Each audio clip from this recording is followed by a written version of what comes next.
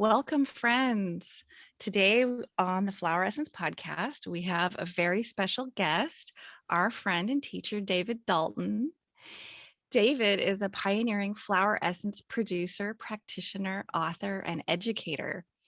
He's been making flower essences in New England, in his research gardens, and in natural habitats throughout the world for over 30 years. In the mid 1980s, he founded Delta Gardens, a center for flower essence research and education, where he and his staff see clients and train practitioners. David combines his background in behavioral sciences with his deep understanding of the natural world to delve into the mystery and potential of flower essences as a 21st century complement to medical healthcare. Since the beginning of his unique flower essence adventure, David has combined clinical thinking, intuition, and a strong relationship with nature to create an extensive collection of products that support emotional, mental, and physical health. He's also the author of Stars of the Meadow, a book about exploring medicinal herbs as flower essence. And he's a valued teacher to both Kathleen and I who have completed his practitioner training. Welcome to the podcast, David. We're really glad to have you here. Thank you. Happy to be here. Thank you. I just wanted to start out and ask how you got started with flower essences. Well, this was 1985, and this impulse hit me to garden, grow things. I'm not sure where it came from, and it's still a mystery to me. But I ended up digging up a quarter acre with a shovel that was kitty-cornered to my house in Newburyport in a neighborhood, and started growing things. While this was happening, and this was an adventure all to itself, I was preferring plants that were weedy, or the ones that were very strong because they had a stronger energy. There was a point later in the 80s when I started having these altered experiences with the plants. Sometimes they would wake me up in the middle of the night and ask me to go out. And remember one particular time, a blackberry plant just appeared over my bed, and this was weird to me because I hadn't had experiences like this before, and invited me to go out and make an essence under the moon, which I did. Many of the plants would give some kind of either feeling, emotion, or sometimes very direct communication. Like they would tell me what they needed: more water, less water, mulch, no mulch, move. And so I began this process of gardening with nature. And well, who was the boss in that particular situation? So that's a little bit about it. I remember I made my first essence around 1986 or 7. Important to mention, I learned about flower essences way before the Bach essences, but there was a whole new impulse beginning then. Perelandra, Flower Essence Society were very more public then, and you could buy books. And so I remember making my first essence around 1986 or 7. It was a marigold essence, and holding the bowl and, just asking, please release the essence of these flowers into the water. And I had a total out-of-body experience, where I was watching my whole, I was watching myself from above, about 30 feet. And I remember that I had a next door gardener, over the fence gardener, who called me over. I'm watching from above as my body goes over and begins talking to her, and then pop back into my body. That's a little bit about the beginning. I was very, very excited, enthusiastic about making essences and exploring, well, what exactly is this for? Some of them I made for things that I had read what they were for, and other things I explored on my own. And your impulse to start working with essences, I'm kind of guessing that it was like a lot of us, where we have struggles and challenges inside, and we're kind of looking for the right plant to meet that need. Were you working with, for essences for yourself, for your family, or did people start coming to you and you could start seeing the plants through the lens of the need that people are connecting with you? Does that make sense? Probably the most landmark thing that happened was my daughter, Miranda, who was about 5 years old, developed this eczema in the crooks of her arms and behind her knees, which we spent a lot of time and energy, and we went to homeopaths, we went allergy testing, and used cortisol, and there was no relief. And so I remember reading in a book called Flower Essences and, Vibrational Remedies by Guru Das, 3 flowers that could affect eczema. One was banana, saguaro cactus, and loofah, maybe 4, redwood. And I ordered all of those from Pegasus Products back then. That was one of the 3 places you could buy essences back then. And we gave them to her and put them on her arms, and it went away. The eczema went away. It never came back. And at that point, I had read about, was interested. I got on the flower essence bandwagon at that point, and thought, well, wow, if these can affect, a physical body and illness, then what else can they do?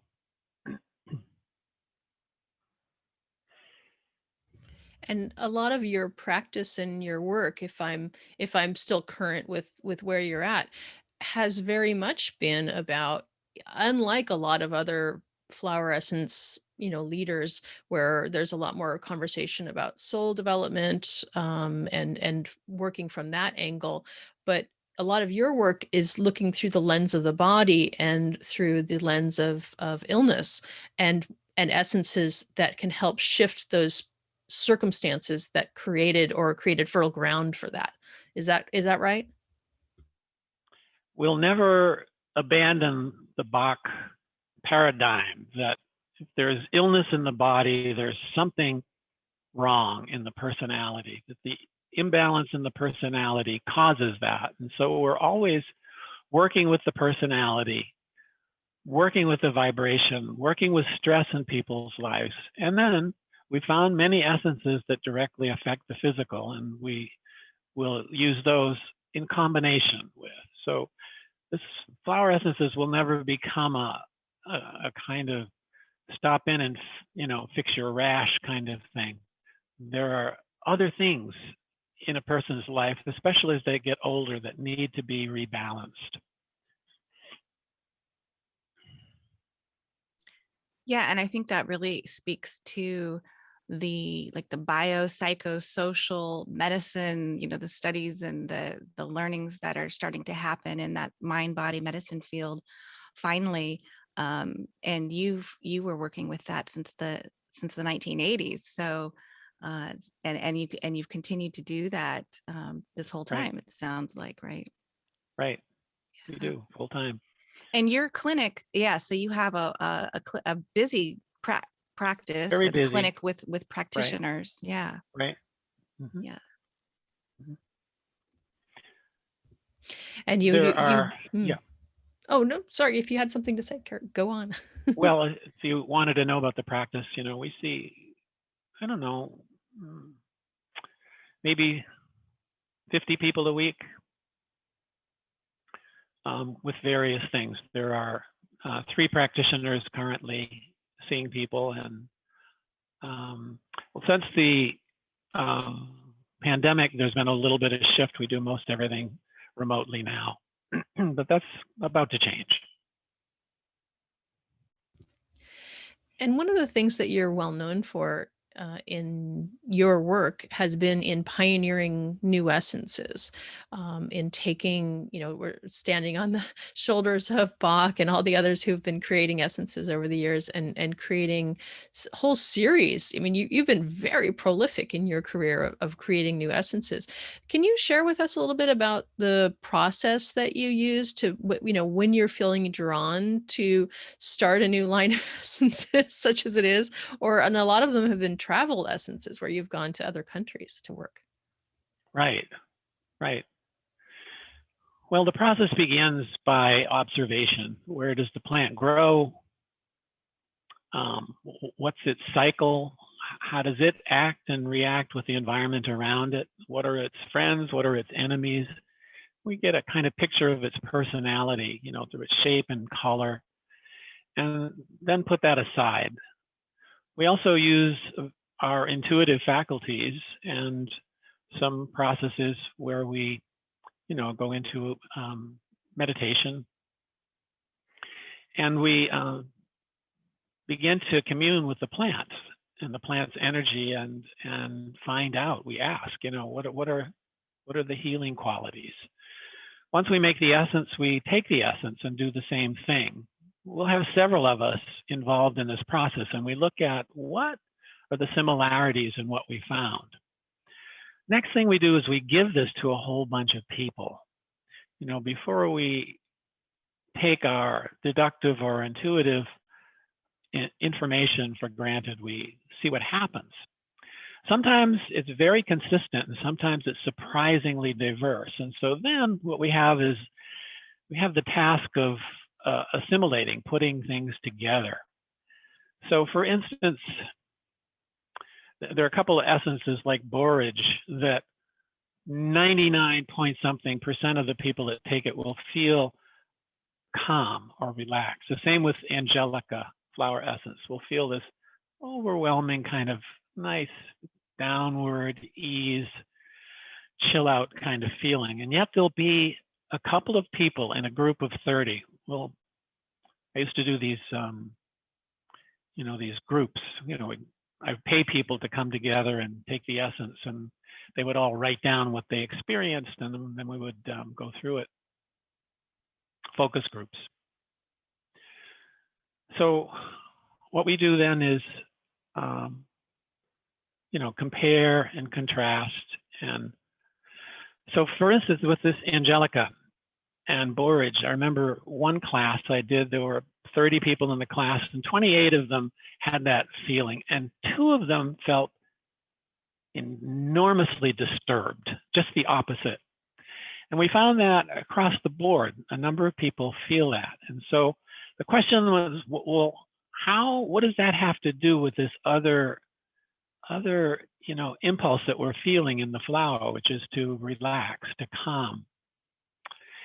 And so what we then look at the individual, and we see that when a person is calm, sometimes stuff comes up. Sometimes the emotional body is triggered and disturbances can come up. So that's an example of how our picture, got larger. The same thing happens, but different people might have a different reaction depending on where they are in their process. Would you liken that to sort of like an emotional detox? Yes. Yeah. I mean, all of us are at some point in that process. I think we go through cycles. This is just my opinion, this part, where stuff from the past comes up, and sometimes it comes up because something from the outside stimulates, and sometimes it just is a matter of a cycle. Like in the autumn, a lot of people's stuff comes up, and that's when we get.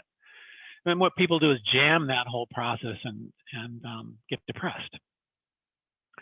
So everyone's different. Everyone is different, and that cycle and that process is different for everyone. And when you go to other countries to make these essences, so you make essences both from your gardens and also around the world. So, and I know that you've gone to a lot of different countries to make these essences. How does that work? How do you go to another country and connect with the land and the plants and get into relationship to co-create with them? I learned a lot about this over the years and over the 8 or 9 different countries that I've been to. I started off going to Thailand. And the reason I went to Thailand was someone gave me these flower books of all of these beautiful orchids, which are, by the way, my favorite type of flower. And, it would name the different places, which are in the north part of Thailand. So I went thinking that I was going to rent a Jeep and drive around and find, these. Anyway, that didn't happen that way. First of all,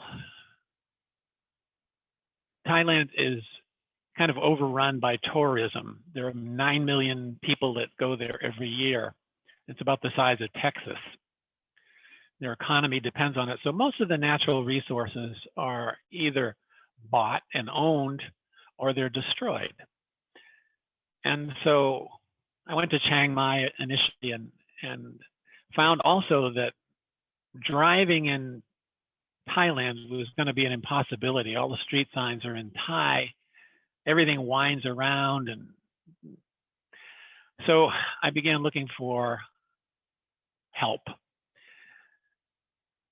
That's the most important thing. So by the time I got into my 3rd country, I learned that make sure you have a guide who could take you to these places.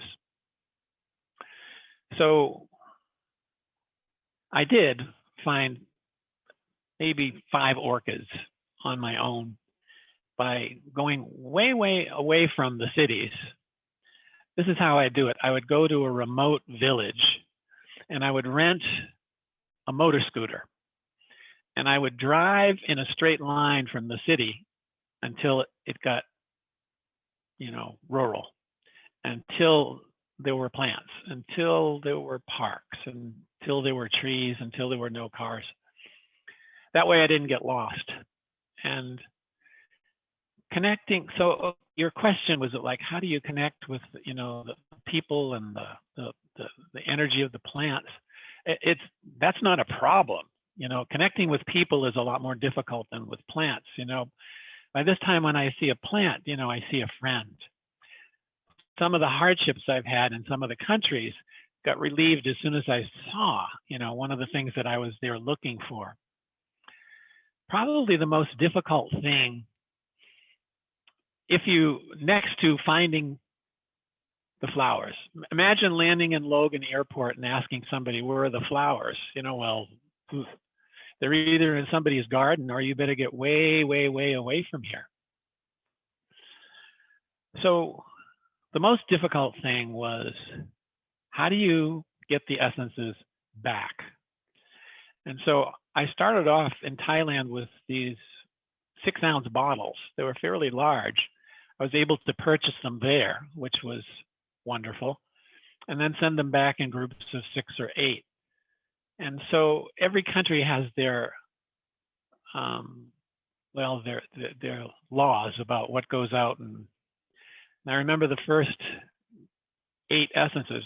Remember, I've kind of like taken a whole month or 6 weeks and I've gone to make these essences, and I've been sponsored. People have basically bought the essences before they're made to pay for the trip.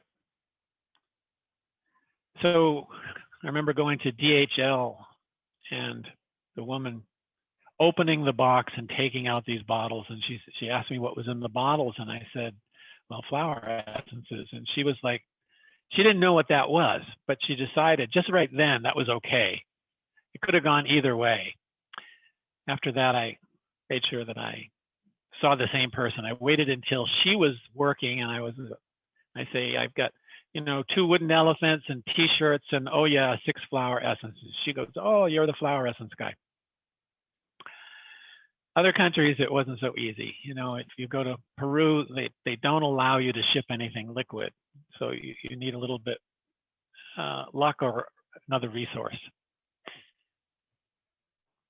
Yeah, it sounds really edge of the knife of being able to complete that process of bringing those essences back home. Just sounds kind of terrifying to have spent all this energy. I mean, Ro and I both, we make flower essences, so we know the emotional investment when you are spending that time and energy and connection with the plant, and something so cool just happened, and then not to be sure that you can get it back.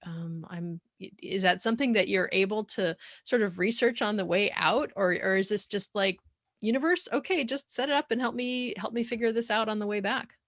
Well, I recommend that people research all of that beforehand. I kind of, it's just my nature to just kind of like, well, let's go see what happens. And I learned that, well, check out beforehand how you can find the essences, find the flowers that you need. So remember, you make an essence, you are there for 3 hours, with a plant. And so it's hard to do that without attracting attention.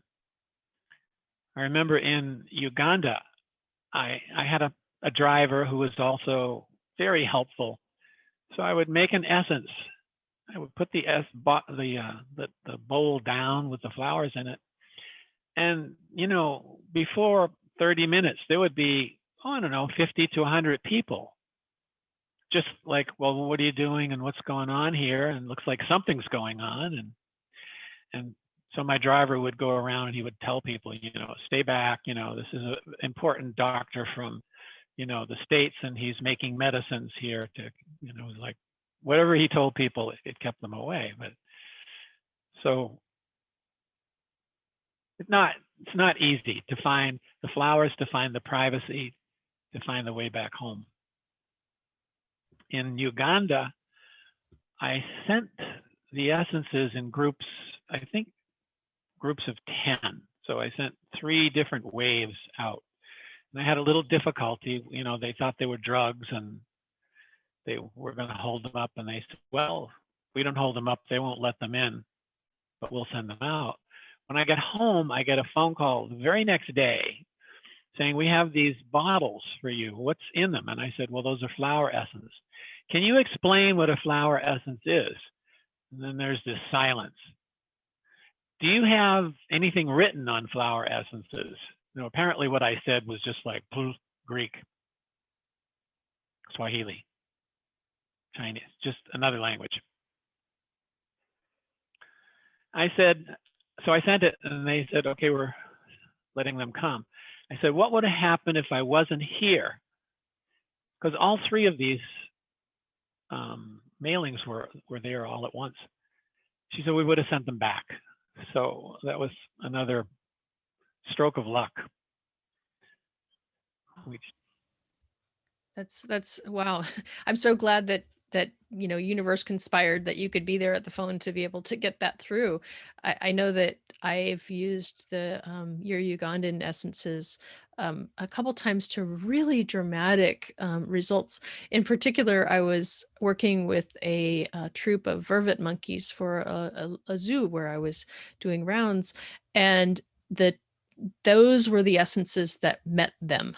And that's one of the things that I've learned from working with wild animals, or particularly, when they're from a place, to be able to meet them with something that seems like from their own ecosystem, even if it's not precise, something that reaches them. And the issues that come up in your Ugandan series were issues that they were experiencing, and the turnaround for them, for that group, was dramatic. And so I'm really glad that you were able to make that happen, and bring those essences back, because they're so on point for some of the real struggles that, yeah. And I don't know if there's like a summary of your Ugandan series, but I remember a lot of the topics in there were really difficult for, war and displacement and real, ancestral and current traumas.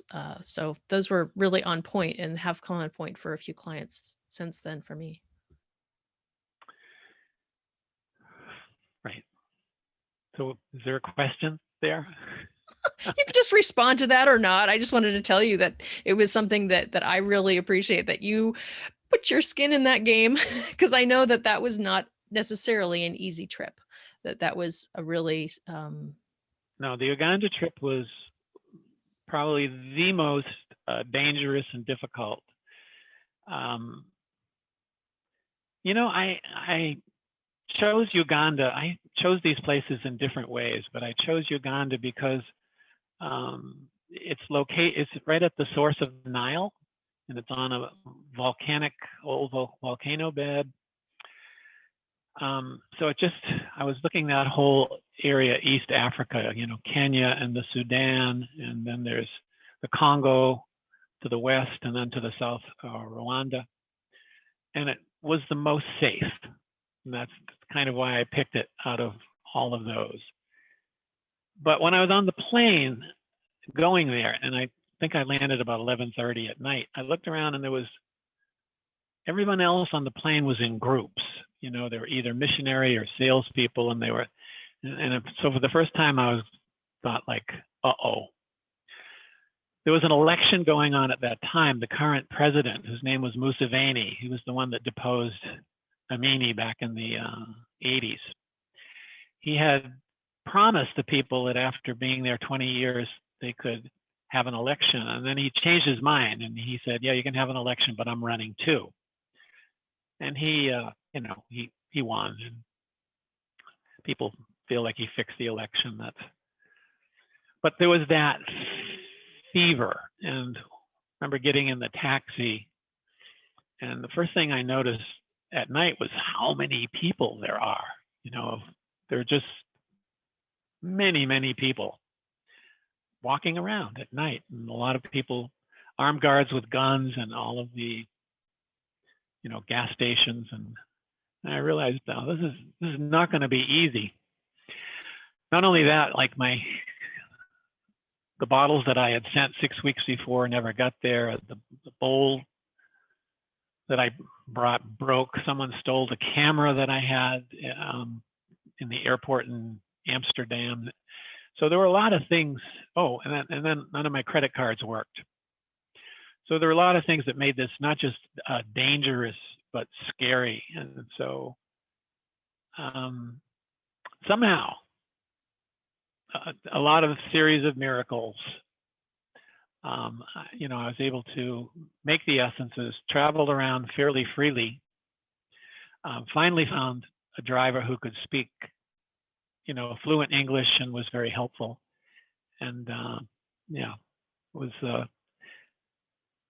and I remember the election happened the day before I left. And so on the day that I left, we're driving to the airport and there's like shooting happening, near the Capitol, and guns going off and people running this way and that. And I was like, well, I don't think I'm coming back here. Were you drawn to Uganda for certain plants or flowers, or was it more of that place on the planet because of its proximity to the mouth of the Nile? What was the driver for, that really made you want to go there and do that? I honestly, I don't remember. I don't remember. I remember looking on the map, and I might have even taken my pendulum and, pointed to different places and stuff, or, it's just like somehow Uganda came right into focus. It was like, okay, I'm going to Uganda, and started looking in guidebooks. And the other thing was I did find somebody who was supposed to help me there. He was somebody that worked in the consulate, and he totally disappeared. He wasn't there.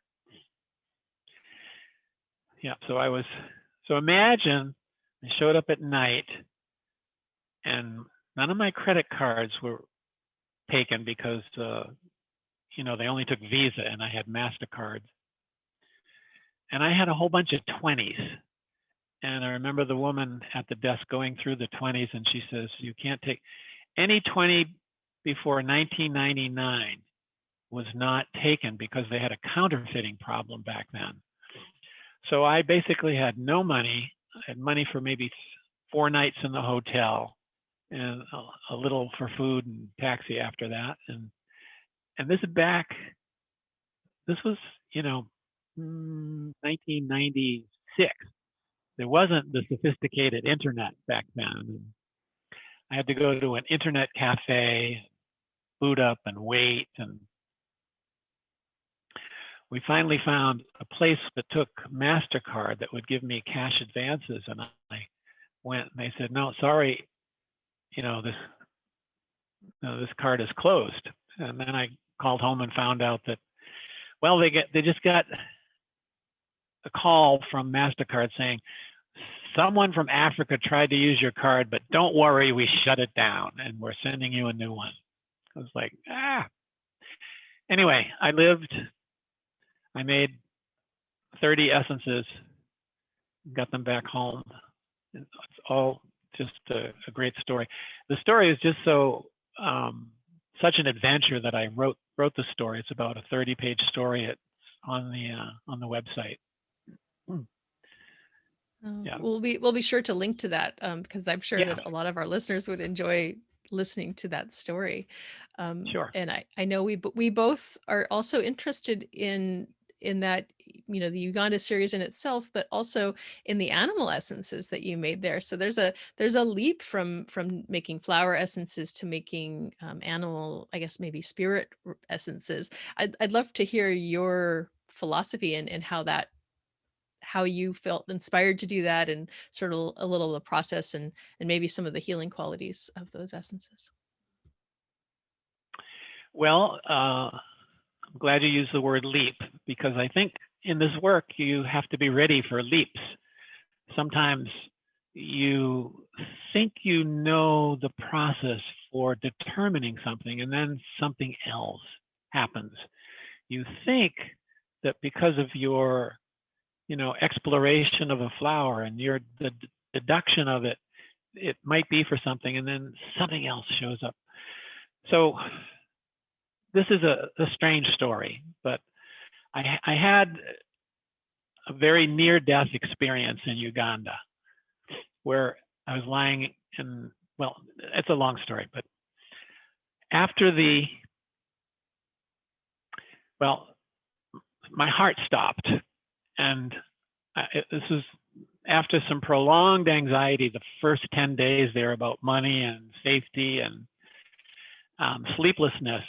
There was this boom, boom, boom, boom.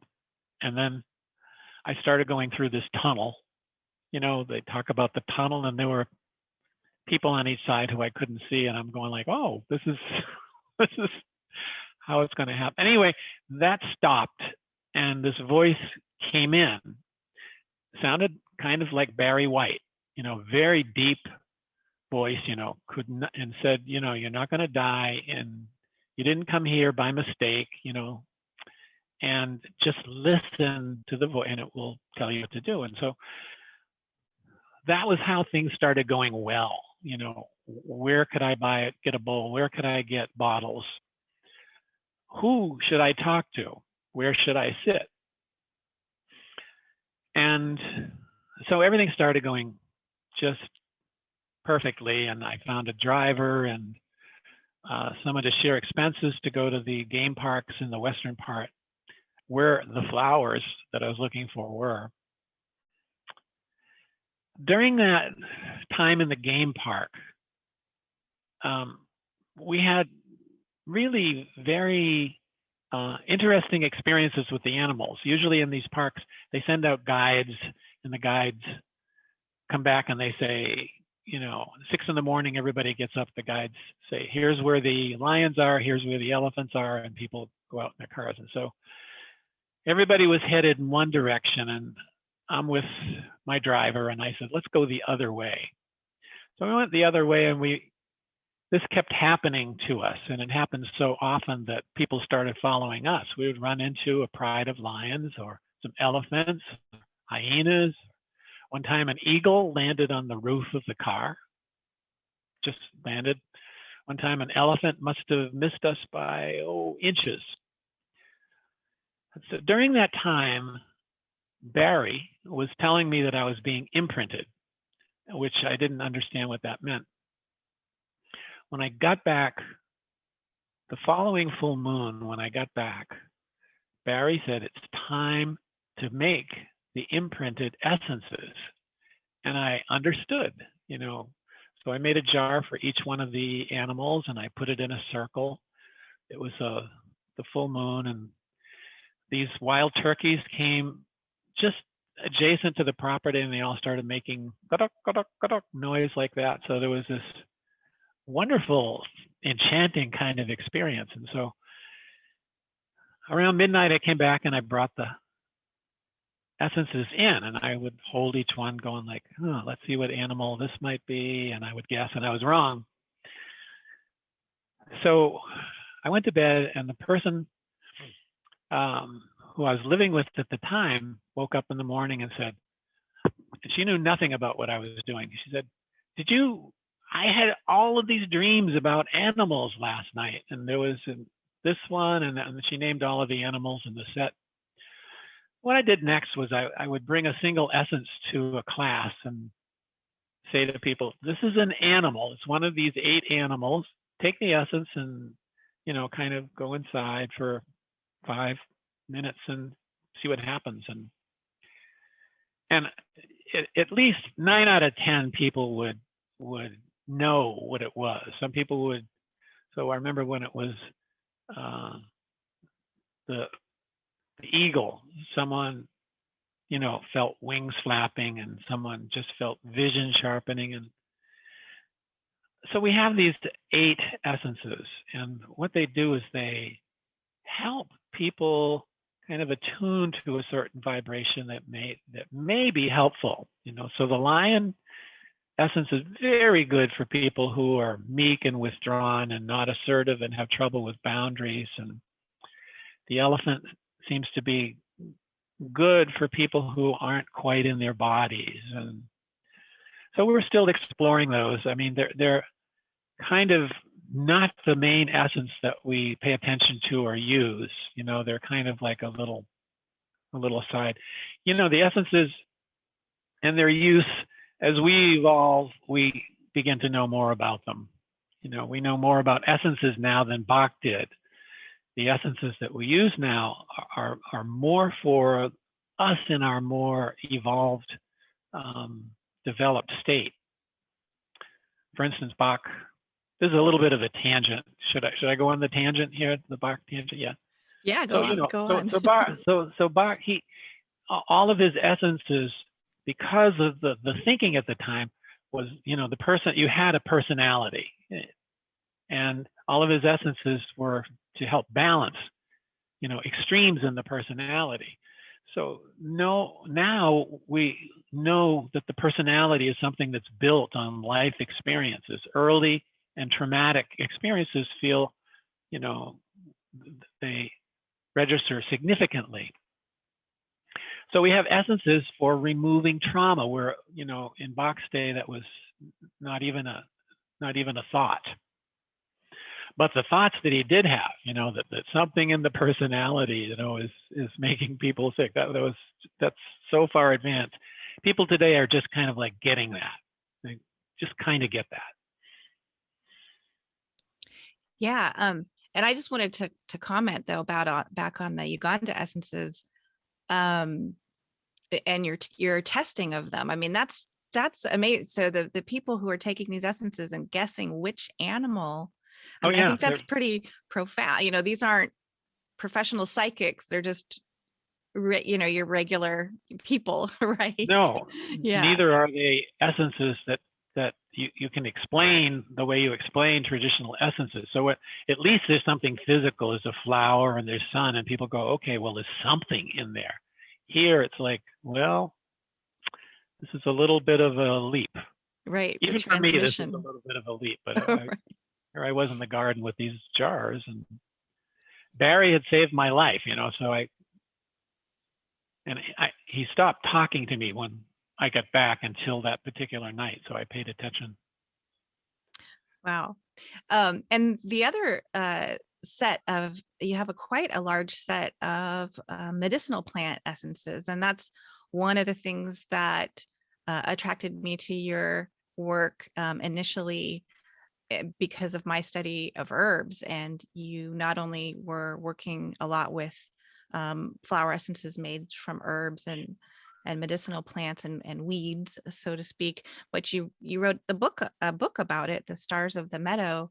So early on, when you were talking about your origins of noticing the strong energy of weedy plants, Kathleen and I were just speaking about this kind of recently, that it feels like medicinal plants and weeds and plants that have been used by, have a known use of medicinal action with humanity for many eons, seem to have a stronger energy. Would you uh, agree with that? What are your thoughts on that as compared to some of like the more delicate woodland flowers or things like that?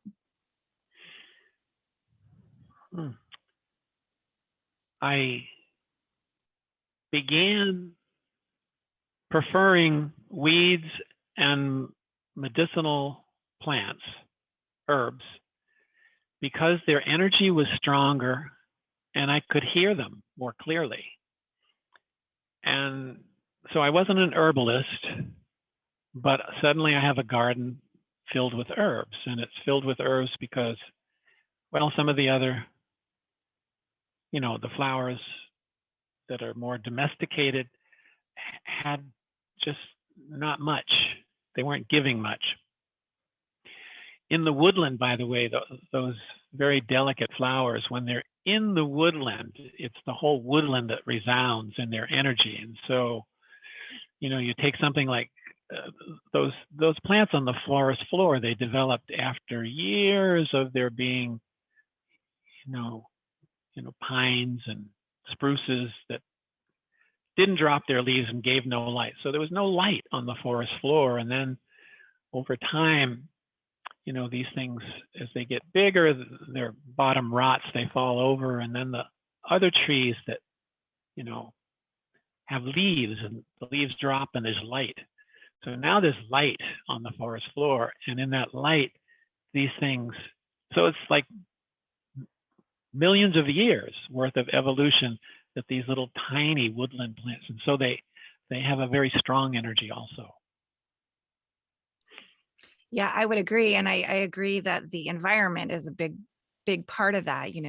There's this orchid near in the woods where I live, and you can't transplant it. It only grows in the, in the soil in the redwood understory. And it has a very specific mycorrhizal environment that it's part of. It's really, there's just so much more that is part of those woodland essences, like you say. So Right. the medicinal herbs, some of them, especially that are weedy, if you think about some of the thistles, for example, yeah, I definitely feel like it's easier, maybe it's just easier for us to hear them, not necessarily that they're a stronger essence medicine. That makes a lot of sense, because we as humans, and my own little theory is just that we humans have evolved with them medicinally for so much longer. The other thing about medicinal herbs is there's already research, centuries of it, on what they can do for the physical. So when we begin to research the flower essence and find the emotional or energetic or mental construct, we can put those two together. So, so for instance, milk thistle is something for the liver, cleansing the liver. And as a flower essence, what it does is it moves anger through the system. So we begin to then splice together these pieces of information. Oh, anger and the liver. And then a little more, when we repress anger, we're stopping the movement of energy that rises up, when we feel anger. And what happens is the amount of energy running through the liver diminishes and it can become heavy. So that's just one example. And so there are dozens of others. So that was another I guess, plus, another fun thing, another benefit of exploring the medicinal herbs is to be able to put those things together. And it has been great to see the bridging that you've created between sort of the classic Western herbalism and how those particular herbs interact with the energy body as flower essences. I really appreciate that you've been able to do that work that brings those two thoughts of healing together. Right. We try to put pieces together. We're making a puzzle. Today, we try to put, a person's past, their history, trauma, the condition of their body, how it feels, pain, sleep, eating habits, all of those things, the stress in somebody's life in the present, the way energy moves through their body, put all of those things together. We're really glad that you've been able to spend this time with us today. How would somebody find out more about you and your practice and the essences, and where would they find you? Best thing is just go on the website, which is deltagardens.com. And second best thing is to sign up for the newsletter. And the newsletter plugs you into events. So for instance, we have something that I call Divic Healing Temple, which is a free healing with flower essences over Zoom once or twice a month. So there are a lot of things, and sales, and Now, are you still teaching, doing practitioner trainings? That's all online right now. We have 15 modules. We've broken it up into the modules, and then people interact with me after they do a module and they do the project that's associated with it. So we're going to be changing that. The world's changing again, and so we'll be changing the format for that pretty soon. I also have every other year we've had an event where practitioners from all over the country kind of come together, and we have different people presenting different things. We didn't do that last year.